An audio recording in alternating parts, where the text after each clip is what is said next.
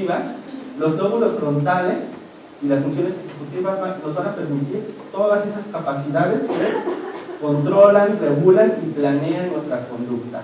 A partir de las funciones ejecutivas y de los lóbulos frontales, los humanos podemos desarrollar actividades independientes, propositivas y productivas. Establecer una meta, elaborar una estrategia para cumplir esa meta. ¿Me está funcionando esa estrategia? Sí, la mantengo, no, la cambio. Ya que realicé y llevé a cabo mi estrategia, veo si me fue útil o no. Si me fue útil, la mantengo, si no, la cambio. De tal manera que las funciones ejecutivas y los lóbulos frontales nos permiten organizar las conductas basadas en motivaciones e intereses hacia una meta. Y son las funciones cognitivas más complejas en los seres humanos. Las funciones ejecutivas y los lóbulos frontales los evaluamos también neuropsicológicamente hablando, a través de la batería de funciones ejecutivas y lóbulos frontales BAM. ¿Okay? Esta batería nos permite evaluar cada parte, cada región de la corteza prefrontal, ¿okay? De manera muy específica. Por ejemplo, la escala dorsolateral, que va a evaluar esta región colorada en rojo, nos permite valorar la planeación y organización de la conducta. ¿Okay? Cómo elaboramos pasos intermedios para llegar a una meta, cómo ordenamos estos pasos y los secuenciamos para cumplir con esta meta. Control atencional, mantener mi atención dirigida a un estímulo por un periodo largo, prolongado de tiempo, inhibir estímulos distractores y en cuanto se presente una nueva tarea, cambiar mi atención hacia esa nueva tarea. La memoria de trabajo, que nos va a permitir mantener la información en nuestra mente mientras la manipulamos y la organizamos. ¿Okay? La flexibilidad mental, que nos permite cambiar una estrategia o plan de trabajo en función de nuestros resultados. La elaboración de hipótesis ante la presentación de un problema y la fluidez verbal, el acceso a las palabras, ¿no? Nos va a permitir evaluar esta tarea. La primera tarea o una de las tareas que permite evaluar esas funciones, en particular la escala dorsolateral, es la torre de Hanoi. Todos hemos oído hablar de la torre de Hanoi, ¿no? El objetivo de la torre de Hanoi consiste en esto. Son 3 discos de 3 tamaños diferentes, ¿okay? Un disco pequeño, azul, mediano amarillo y grande rojo. El objetivo de esta tarea es trasladar la torre de este primer poste hacia el tercer poste. ¿Okay? Para ello deberá el paciente ir desplazando los discos a lo largo de los postes, siguiendo 3 reglas importantes. La primera es que nunca puede tomar más de 2 discos a la vez, siempre un disco. La siguiente regla es que un disco pequeño no puede quedar abajo de uno que sea más grande que él. Y la tercera regla es que no puede dejar discos afuera para mover los demás. Son 3 reglas que tiene que mantener el paciente a lo largo de su ejecución. Aquí implica muchas funciones cognitivas. Primero, establecer y elaborar una meta. ¿Cuál? Pues pasarla al tercer poste. Elaborar un plan de acción. ¿Cómo tengo que mover los discos a lo largo de los postes para poder cumplir con la meta que establecí? Organizar mis pasos en función del plan que elaboré previamente. ¿Qué disco muevo primero? ¿Qué disco muevo después? Implica memoria de trabajo. Mantener las reglas que me explicó el evaluador, porque no me las vuelvo a repetir, ¿no? Mientras las mantengo, voy elaborando mi plan, lo voy manipulando. ¿Okay? Implica también inhibición, no romper las reglas que ya se me establecieron en un inicio e ir automonitoreando o supervisando mi actividad. Es decir, qué me está funcionando, qué no me está funcionando y en qué momento estoy cometiendo un error. ¿Okay? En esta tarea se contabiliza el número de movimientos que realiza el paciente, el tiempo en el cual realiza la torre, tiempo máximo de 4 minutos y el número de veces que comete cada uno de estos errores. ¿Okay? Esta es la manera general en la que se va estructurando la torre hasta concluir con el último paso. Y para hacerlo más divertido e interesante, en la primera modalidad la tarea es de 3 discos, en la segunda modalidad es de 4 discos, lo cual implica mayor demanda y mayor recursos por parte del lóbulo frontal. La siguiente tarea es la tarea de ordenamiento alfabético. En esta tarea se le proporciona al paciente una lista de palabras. Estas palabras inician en un principio con vocal, después con consonante y después con vocal y consonante. El objetivo del paciente es decir, se le va a presentar esta lista de palabras y usted deberá repetir las palabras ordenadas de acuerdo a la letra con la que inician, considerando el alfabeto. ¿Okay? De tal manera que este paciente deberá repetir beso, taza, dado, faro, goma, joya. Esta tarea se va a presentar a lo largo de 5 ensayos como máximo. ¿Okay? Durante la ejecución de esta tarea podemos encontrar algunos errores. Por ejemplo, que el paciente diga casa, después dado y después beso. Aquí lo que estamos observando es un error de orden, donde beso es la primera palabra antes que casa, casa después de beso y dado después de casa. Esto es un error de orden. El paciente está manteniendo la información. Su problema no está en cómo mantiene esa información a corto plazo, sino en cómo la está organizando y estructurando. El siguiente tipo de error que podemos encontrar es que el paciente dice beso, casa, faro, joya. Está manteniendo el orden de las palabras, pero está omitiendo algunas de ellas en el ínter. Esto es un error que se llama errores por omisión, omit, y se asocia a dificultades de atención y concentración. ¿Okay? Dependiendo de la ejecución, porque puede ser que siempre en la misma cantidad de ensayos recuerde el mismo número de palabras, lo que nos indica que su capacidad para mantener y entender la información, es decir, la cantidad de elementos va a ser siempre la misma. Pero si por el contrario en este ensayo nos dice este patrón, pero en el siguiente ya mejora, entonces puede ser un problema más de atención. Y si en el quinto vuelve a perder algunas, nuevamente corroboramos que es un aspecto más alto. Entonces, la cualidad y el tipo de error nos va a estar hablando de una función cognitiva en particular que no está funcionando y trabajando del todo y que se asocia a un circuito cerebral. El siguiente error que vamos a encontrar es que el paciente repite la misma palabra. ¿Okay? A eso se le llama perseveración, esta tendencia a repetir una conducta sin poder detenerla aún cuando se está percibiendo que se está repitiendo. O en algunos casos, no sé. El siguiente caso es cuando el paciente agrega una palabra que no está dentro de la lista original. Por ejemplo, lápiz no está dentro de las listas estímulos. Esto es una intrusión o una sustitución y que se asocia a una dificultad de automonitoreo, es decir, supervisar mi actividad cognitiva de a ver qué palabras estaban y cuáles no están, ¿no? O una dificultad atencional. El siguiente tipo de tarea es la clasificación de cartas. Esta tarea consiste en presentarle una lámina como las que están, ¿no? Un cuadrado azul, 2 octágonos naranjas, 3 rombos cafés y 4 trapecios azul oscuro. Se le indica al paciente, usted deberá tomar una de las cartas que se encuentran ahí, la descubrirá, la observará con atención y la deberá de colocar debajo de alguna de las 4 que van aquí, de acuerdo a donde usted considere que deba de clasificarse.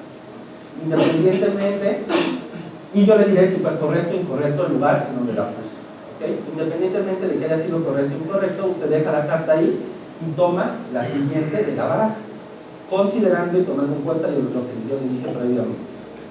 Los criterios de clasificación de las cartas van cambiando y el evaluador nunca indica cuándo cambian. ¿Okay? El paciente tiene que ir clasificando y darse cuenta en qué momento se cambió el criterio de clasificación y en qué momento se está manteniendo. Por ejemplo, esta carta, el paciente la colocó ahí, eso es correcto. Esta carta, la colocó el paciente ahí, eso es correcto. Esa carta, el paciente la colocó ahí, eso es correcto. ¿Este criterio cuál habrá sido? Colores. Muy bien, exacto. Los criterios de clasificación van a ir cambiando y dejará de ser el criterio de color para cambiar a un nuevo criterio. ¿Okay? No les diré cada cuándo cambio, porque algún día llegan a hacer esta prueba. No la sepan ya confiabilidad. Hay distintos patrones de ejecución en esta prueba, ¿no? Por ejemplo, si una carta se coloca dentro de una clasificación incorrecta, nosotros esperaremos que al siguiente giro, pues el paciente cambiara su perspectiva y criterio de clasificación.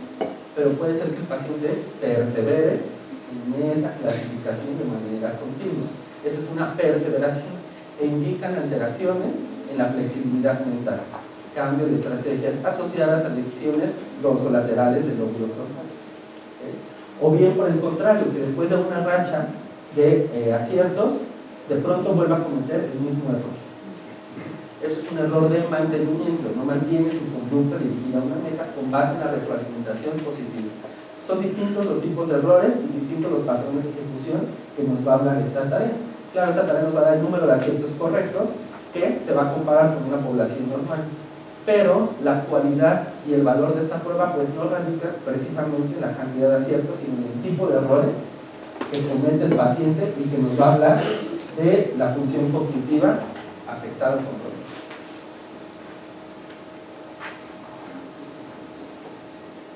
La siguiente escala es la escala prefrontal anterior, que nos permite evaluar las regiones del lóbulo frontal más anteriores, ¿no? Están más en la punta del lóbulo frontal.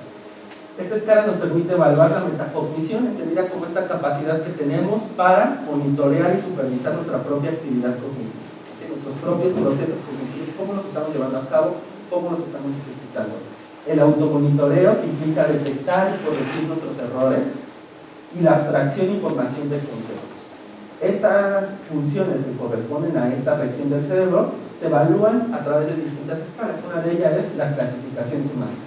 Se le proporciona una lámina al paciente como esta y nos da un conjunto de animales. La instrucción es: le voy a pedir por favor que realice la mayor cantidad de agrupaciones posibles con los animales que usted está viendo, de acuerdo a características que tengan en común. Trate de formar la mayor cantidad de grupos posibles. ¿Okay? Las clasificaciones que el paciente puede realizar varían. Por ejemplo, puede realizar una clasificación que nos diga mamíferos, que incluye a todos estos elementos, ¿no? Caballo, león, gato, cerdo, rinoceronte, venado, burro. Esto sería una clasificación que abstracta, ¿no? Puede darnos una clasificación, los que pican, por ejemplo, la araña y el alacrán. Es decir, esta es una clasificación funcional en relación a la actividad o papel que desempeña pues, ese estímulo o ese animal. Y una clasificación en cuanto a las características. Tienen alas, ¿no? El ave, desde el avestruz, el pájaro, ¿no? El águila, y así sucesivamente. Es decir, podemos tener categorías abstractas, ¿no? Funcionales y concretas. Esta tarea, por supuesto, que es muy sensible a escolaridad, sin embargo, se controla en el perfil cuantitativo, ¿no? Por edad y por escolaridad. Esto es muy importante porque nos está hablando de la manera en que el paciente está abstrayendo, seleccionando significados, categorizando y agrupando. Por ejemplo, en la categoría de los que tienen alas, pudo decir que aves, una categoría abstracta, o bien los que vuelan, una categoría más funcional. La siguiente tarea que se evalúa en esta escala es la tarea de metamemoria, que consiste en la presentación de una lista de 9 palabras. El paciente estima cuántas palabras va a recordar. Por ejemplo, de las 9, ¿cuántas recordará usted? 5, ¿no? Y el paciente recordó 3. Eso nos va a dar como resultado un +3 positivo. Es decir, es un error positivo en donde el paciente está sobreestimando su capacidad para recordar, ¿no? Está hipotetizando más palabras que va a recordar de las que puede recordar. Después se le dice, recordaré 3 y recuerda 7. Es un error negativo, -4, en donde el paciente está subestimando las palabras que puede recordar. Esta tarea nos habla de cómo está supervisando su funcionamiento de memoria, qué estrategias se implementan. Se esperaría que a medida que transcurren los ensayos no hubiera ningún tipo de error, porque el paciente está calculando el número de palabras en función de las palabras que está recordando. Está regulando. Y si recuerdas esto, son 0. Y finalmente la escala órbito-medial, que nos permite evaluar toma de decisiones, estimación de riesgo, inhibición y procesamiento racional emotivo. Estas funciones se asocian a regiones órbito-mediales del lóbulo frontal, las regiones más basales. Una de las tareas que se utiliza para esta evaluación es el juego de cartas, que consiste en decirle al paciente el objetivo, ¿no? En esta tarea es que usted obtenga la mayor cantidad de puntos posibles. Para eso deberá ir eligiendo una de estas cartas en el orden en el que usted gusta. Cada carta que elige es el punto pues, los puntos que obtiene. Por ejemplo, si elige esta carta son 5 puntos, 3, 2 o 1 punto. Pero por cada carta que usted elija, yo descubriré una de las que se encuentran arriba. Esas cartas son cartas de castigo y quitan puntos. El paciente aquí tiene que, como en un casino, ir estableciendo, ¿no?, sus decisiones en cuanto a qué cartas elegir y en cuánto está perdiendo. Por ejemplo, la carta de un punto obtiene 0 puntos de castigo, ¿no? En un primer ensayo, generalmente cartas más bajas tienen puntos o valores de castigo más bajos que con ocurrencia menor. ¿Okay? Y cartas más altas, como de Gil 5, tienen castigos más altos y con una frecuencia de aparición mayor. ¿Okay? Entonces el paciente tiene que ir estimando que probablemente menos es más en cuanto a que menos puntos se le quitan, y más en cuanto más puntos se elige es menos porque se le quitan. Entonces es una estimación del riesgo, ¿no?, y de la toma de decisiones. La siguiente tarea es el estudio, ¿no?, que consiste en leer las palabras tal cual, pero cuando se encuentra el paciente palabras como estas que están subrayadas, es decir, que tiene una línea, el paciente no deberá leer la palabra, sino decir el color con el que está escrita la palabra, ¿no? Entonces tiene que ir inhibiendo decir la palabra, leerla, para responder al color, proceso de inhibición. ¿Okay? Podemos ver distintos patrones en donde se dice la palabra y no el color, o una vez que ya se ha dicho la palabra, o que dice el paciente correctamente el color, por ejemplo aquí diría rojo, en esta palabra ahora deberá decir azul, pero el paciente ya no dice azul, sino dice café, azul. ¿Me explico? No puede suspender la conducta de decir el color, cuando ya se le está indicando aquí en una línea que debe cambiar, pues en una línea. Eso es nuevamente una perseverancia.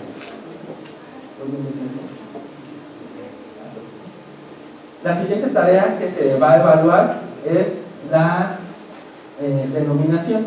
¿Okay? Cuando nosotros vemos un objeto, un estímulo, lo percibimos pues, a través de nuestros órganos periféricos. Es perseverancia. Bueno, cuando nosotros percibimos un estímulo, lo observamos, ¿no?, a través de nuestros sentidos. Esto nos permite reconocer al estímulo. Una vez que lo reconocimos visualmente, vamos a acceder a un diccionario mental en donde se encuentra la información relacionada a ese objeto. ¿Pero qué información se encuentra? Bueno, la información relacionada a la palabra que me va a permitir nombrar a este objeto. Esa información incluye la forma auditiva, la forma escrita de la palabra, ¿no?, que me va a permitir nombrar, a qué estructura o a qué categoría sintáctica pertenece y el significado de esa palabra. Es decir, veo el objeto, lo reconozco y accedo a mi diccionario donde contengo las palabras que me va a permitir nombrar este objeto.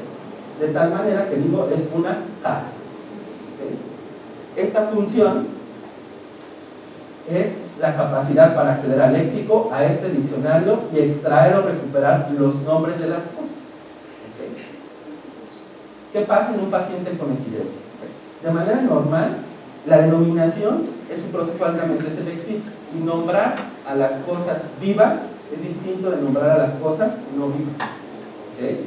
Es decir, se hipotetiza que la denominación, o cuando queremos nombrar a un ser vivo como un animal, ¿no?, una fruta, una verdura, o personas o rostros, va a depender del lóbulo temporal, esta región que está. Mientras que cosas inanimadas o seres no vivos corresponden a regiones más parietales, como instrumentos musicales, herramientas o edificios. ¿Okay? En un paciente con epilepsia del lóbulo temporal, se va a caracterizar por la generación de las crisis en el lóbulo temporal o propagación de esta actividad epiléptica al lóbulo temporal. Estos pacientes van a tener alteraciones en qué? En denominar este tipo de estímulos, pero no los otros, porque es una región que no está comprometida. Entonces se les va a dificultar nombrar seres vivos en general.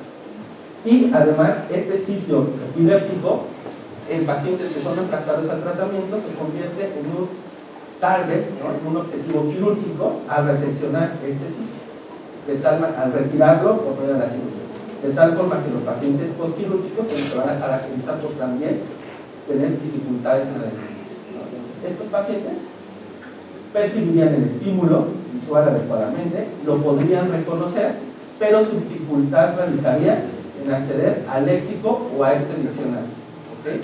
A este diccionario, de tal forma que el paciente no podría acceder a la palabra casa, no podría nombrarla.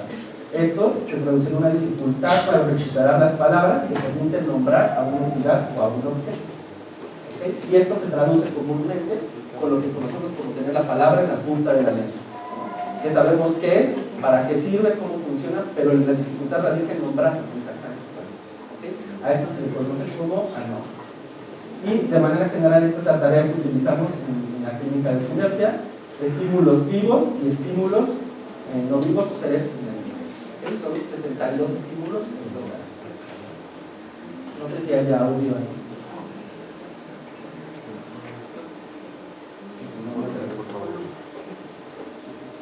Para que escuchemos la ejecución de una paciente ante la presentación de un estímulo.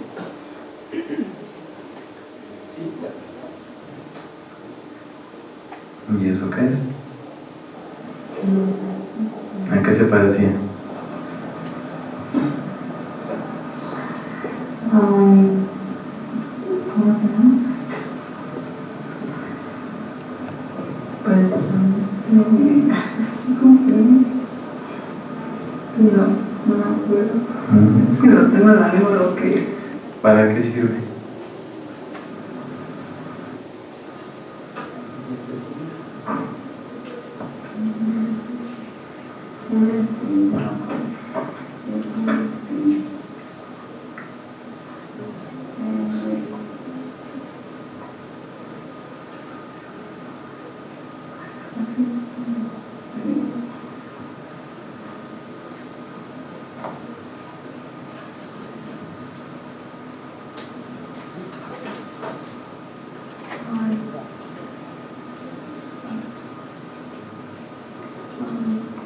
¿Punta de la lengua?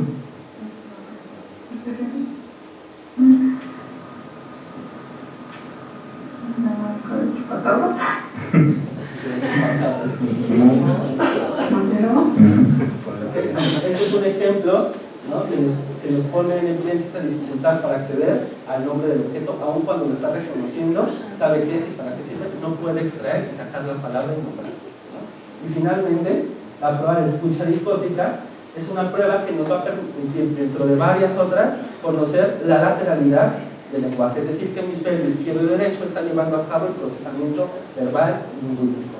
Esta tarea consiste en la presentación simultánea de dos estímulos auditivos, generalmente verbales, es decir, palabras, en una palabra diferente en cada uno, de tal manera que se presentan de manera simultánea y el paciente deberá repetir aquella palabra que escuche. Puede ser que escuche una palabra y repite esa palabra, o bien que escuche las dos, pero en un orden diferente, y repetirá aquella que haya escuchado primero. Por ejemplo, este paciente repitió cambio. ¿Okay? Las palabras van a variar en cuanto a su longitud, cantidad de sílabas, en cuanto a su forma fonológica, como suenan, y en cuanto a si son palabras concretas, como casa o fama, o más abstractas, como pobreza, libertad. ¿Okay? Entonces, si ustedes se dan cuenta, las palabras que sean presentadas en cada uno de los oídos van a ser conducidas al hemisferio contralateral del oído donde son presentadas. Es decir, las palabras que son presentadas del oído derecho se procesarán del lado izquierdo y las procesadas del lado izquierdo en el hemisferio derecho. ¿Okay? El hemisferio izquierdo va a ser el hemisferio que va a estar más capacitado o que va a tener mayor eficiencia en la percepción de estas palabras.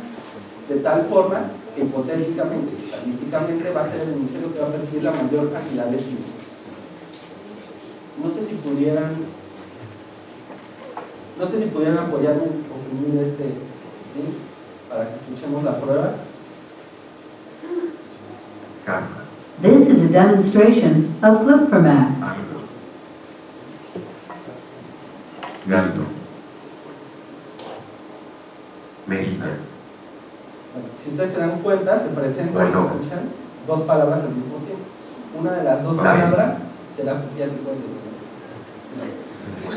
Una de las dos palabras se presenta, creo que son algunos, ¿no? Se presentan dos palabras.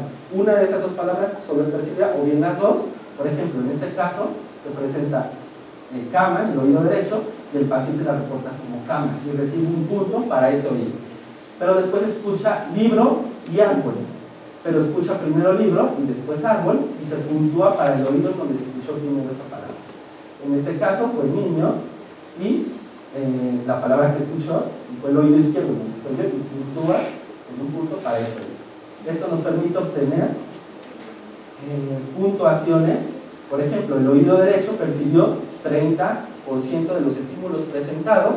Eso nos habla que, perdón, el oído izquierdo. Eso nos habla que el hemisferio derecho percibió el 30% de esos estímulos. Mientras que el oído derecho percibió de los 100 estímulos presentados sobre el 100%, el 70%, y por lo tanto el hemisferio izquierdo procesó o recibió el 70% de los estímulos. Lo que nos está hablando es que este hemisferio, el hemisferio izquierdo, está percibiendo mayor cantidad de estímulos audioverbales presentados, lo que nos sugiere una lateralización hemisférica izquierda del lenguaje. Y bueno, para concluir, solamente me gustaría terminar con esta frase, ¿no?, que va muy acorde en neuropsicología y en los pacientes que nosotros vemos. No preguntes qué enfermedad tiene una persona, sino a qué persona elige un enfermedad, ¿no? Y cómo es que cada persona enfrenta y confronta a esa enfermedad conductual, emocionalmente, pero también neurobiológicamente. Cada cerebro, a pesar de que sea la misma enfermedad, transcurrirá y resolverá este padecimiento de manera diferente. Gracias.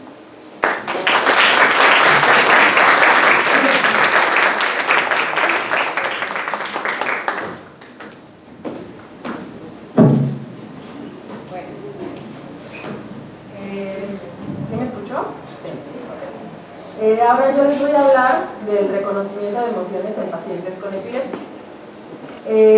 Ya vimos un poco de lo que era la epilepsia, lo vimos como un trastorno, pero hay pacientes que en la clínica de epilepsia son pacientes con epilepsia refractaria al tratamiento, es decir, que no tienen un control adecuado de sus crisis. Por lo que casi un 30% de los pacientes que nosotros vemos, según la OMS, son pacientes que son refractarios a tratamiento. Y los pacientes tienen dos partes que son muy importantes: el número de cantidad de crisis que tienen, que los hace una enfermedad muy discapacitante para ellos, y los trastornos intelectuales, que son prácticamente los que nosotros como neuropsicólogos nos enfrentamos más, que puede ser una alteración en la memoria reciente y pues prácticamente casi todo lo que nos acaba de hablar el doctor Diego. Nosotros en la investigación nos estamos preguntando y estamos haciendo investigación en cuanto a qué relación hay entre los procesos emocionales, y Pessoa ya lo decía desde el 2010, que los trastornos emocionales se observan en pacientes con epilepsia del lóbulo temporal derecho. Sabemos que la memoria tiene tres etapas principales, que es la codificación, el almacenamiento y la evocación. Sabemos que en el lóbulo temporal, específicamente en el hipocampo, es la estructura donde se encuentran estas funciones. Por lo tanto, el paciente que tiene epilepsia del lóbulo temporal va a tener afectada esa área y vamos a tener una alteración dentro de estas funciones que van a ser tanto el circuito que va desde el hipocampo al parahipocampo y la mitad. Por lo tanto, vamos a tener alteraciones tanto en la memoria declarativa, que puede, sobre todo, estar afectada cuando vemos a los pacientes con epilepsia del lóbulo temporal derecho. Las emociones, entonces, vemos que las habla como las reacciones psicofisiológicas que tienen que ver con esta adaptación a ciertos estímulos. Y psicológicamente estas emociones tienen que ver tanto con las conductas, y va a ser una guía, ¿no?, que nos va a permitir interactuar con el medio. ¿Y qué estamos haciendo? Que producen una reacción fisiológica y que se tienden a organizar muy rápido. Los pacientes con epilepsia del lóbulo temporal derecho tienen alterada, digamos de alguna manera, este procesamiento de no poder reconocer, ya dijimos, por memoria visual. Entonces, no solamente no reconocen o tienen esa alteración de reconocimiento de memoria visual, sino también en investigaciones recientes nos damos cuenta que tienen problemas para reconocer la emoción reflejada en el rostro de una persona, ¿no? Ekman es uno de los investigadores por excelencia del reconocimiento emocional, hizo una tarea que se basa en emociones universales, que es el miedo, la ira, la tristeza, el asco, la sorpresa, la alegría. ¿Qué fue lo que hicimos? Bueno, nosotros queremos saber cómo se puede alterar esta información y utilizamos los biomarcadores electrográficos para poder analizar este tipo de información y saber si la información eléctrica, como nos platicaba el doctor Diego hace rato, llega o hay alguna intrusión o no está pasando la información o qué es lo que está sucediendo, que no llega la información del hipocampo a la amígdala. Por lo tanto, nosotros sabemos que existen varios ritmos, que son el ritmo delta, teta, alfa, beta, que es con lo que nosotros manejamos todos los días, ¿no? Es nuestra información eléctrica por excelencia. Sin embargo, existen oscilaciones que se han encontrado en los últimos años, que es información que va muchísimo más rápido de lo que nosotros estamos viendo totalmente durante el día, ¿no? Estamos hablando de que estamos en un ritmo alfa que va de 8 a 10 Hz, pero cuando estamos hablando de estas oscilaciones, que es en la forma en la que el hipocampo está codificando la información que les está llegando en este momento, estamos hablando de oscilaciones que van entre 100 y 200 Hz. Eso es muchísimo más rápido que la información que necesitamos para que simplemente estemos despiertos, ¿no? Sin embargo, los pacientes con epilepsia lobulotemporal, lo que ya denominamos una alteración patológica eléctrica, van entre 250 a 800 Hz. Es decir, la cantidad de información eléctrica que está llegando está haciendo una alteración tanto en los ritmos normales como en las oscilaciones normales que nosotros podemos ver. Por lo que nosotros tenemos en la clínica de epilepsia fases en las cuales nosotros vamos a tratar al paciente. Vamos a tener la primera fase, que es la fase 1, que es la prequirúrgica, en la cual al paciente se le hace un electroencefalograma, se le hace una resonancia magnética para ver si tenemos una alteración. Por ejemplo, aquí se alcanza a ver a la amígdala, el hipocampo, aquí muy bonito, pero pues aquí hay algo que no sabemos, una tirita, ¿no? de tejido que no está adecuado, no tiene la misma forma, por lo tanto, pues nada más por imagen sabemos que ahí hay una alteración. Y hacemos toda la parte de la evaluación neuropsicológica que ya nos explicó el doctor Diego. Nuestra siguiente fase sería la colocación de electrodos hipocampales, es decir, vamos a colocar electrodos dentro del cerebro del paciente para poder registrar esa actividad dentro de cada una de las neuronas de esa parte de tejido. Y una vez que ya se colocaron los electrodos, después vamos a hacer una resonancia magnética para ver que hayan quedado en la posición y se inicia el registro del electroencefalograma de profundidad para nosotros poder hacer una localización específica del lugar donde se inicia la crisis epiléptica o donde inicia esa alteración eléctrica que empieza a tener el paciente. Después, ¿qué es lo que nosotros estamos haciendo? Nosotros nos dimos a la tarea de evaluar por medio de pruebas de memoria emocional y darnos cuenta si había una alteración en cuanto a la integración de la información y si estaba llegando o no esa información al paciente. Utilizamos unos electrodos que son muy chiquititos, son de 5 milímetros y que son los que le coloca el neurocirujano al paciente en el área hipocampal, ¿no? Aquí ya se ve un poquito más grande y si nos damos cuenta, vean la diferencia entre un hipocampo normal que el paciente tiene aquí y esto, ¿no?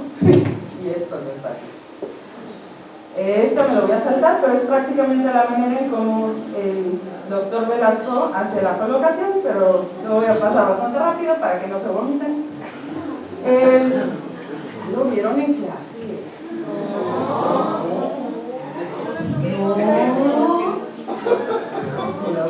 Bueno, rápido, si no, no vamos a acabar, porque lo más importante es de lo del doctor Trejo.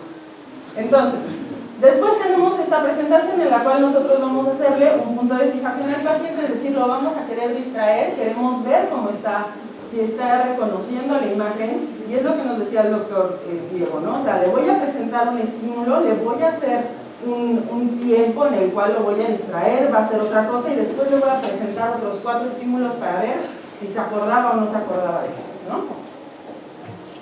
Entonces, si se fijan, acá abajo está el paciente, aquí arriba está su electro, Aquí está su hipocampo izquierdo, este es su hipocampo derecho. Y si se dan cuenta, en el hipocampo izquierdo aquí ya hay una serie de cosas que están empezando a pasar. Y el paciente está perfectamente como si nada, contestando, lo hace muy bien. Él sigue con su prueba, aquí ya va a empezar su crisis epiléptica. Si se dan cuenta, ya aquí ya está como loco el electro, ¿no? Aquí en la superficie no vemos nada y el paciente ya se está empezando a sentir mal. ¿Sí? Pero mientras estaba contestando la prueba y no tenía mayor problema para hacerlo.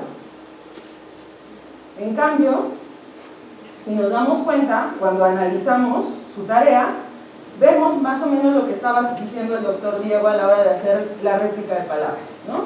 Tenemos una curva de memoria en la cual, mediante cada una de las presentaciones que le dimos al paciente en sus sesiones durante 2 días, le estuvimos presentando caras y nos dimos cuenta que cada vez tenía menos errores y lo hacía más rápido y lo hacía mejor, a pesar de que estuviera teniendo crisis, a pesar de que estuviera teniendo esa alteración eléctrica en el hipocampo, lo podía hacer bien. Sin embargo, este es muy rápido, necesito que se fijen bien. Vean este paciente aquí, lo puede hacer bastante bien, aquí está con medicamento y la contesta muy rápido, pero aquí, ahí sigue todavía, ¿no?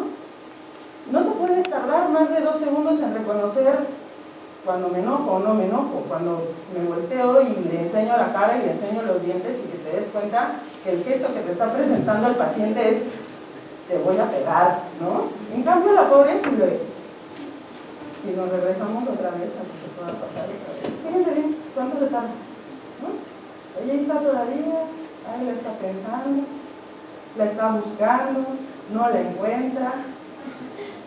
¿Cuánto se tarda en lograr realmente que se pueda hacer ese proceso, ¿no? Y si nos damos cuenta ya en su curva de memoria, pues nos damos cuenta que no hay curva de memoria.